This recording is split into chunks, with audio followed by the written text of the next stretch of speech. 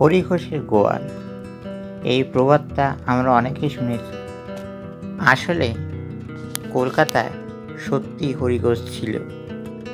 এই হরিঘোষের বাড়িতে একসময় বিরাট বড় দালান ছিল। সেখানে অনেক লোকই বিভিন্ন সময় গল্পগুজব করত। আর এই হরিঘোষের রান্নাঘরেই সব সময় সবার জন্য খাবার থাকত। কোনোদিনই কোনো অভাব দেখা যায়নি। যে যখনই আসতো তখনই হরিঘোষের বাড়ি থেকে খাবার পেত। এই কথা প্রচলিত ছিল হরিঘোষের বাড়ির রান্নাঘরের উনুন কখনো নিভত না। আর সেই জন্যেই হরিঘোষের বাড়িটিকে সেই সময় হরিঘোষের গোয়াল বলে মশকরা করা হতো।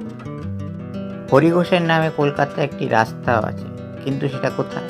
বিডন স্ট্রিটের একটু দূরে নয়াচাঁদ দত্ত স্ট্রিট থেকে গ্রেস স্ট্রিট পর্যন্ত যেই লম্বা রাস্তাটা আজ কলকাতায় বিচরণ করছে তারই নাম হরিঘোষ স্ট্রিট। কলকাতার পুরনো ম্যাপ অনুযায়ী এখানে কিন্তু কোনো বাড়ির অবস্থান বোঝা যায় না, কিন্তু বেশ কিছু পুরনো বড় বড় বাড়ির ভগ্নাবশেষ এখনো এখানে রয়েছে, যার ফলে আন্দাজ করাই যায় এখানে কোনো একটি বাড়ি হবে হরিঘোষের গোয়াল।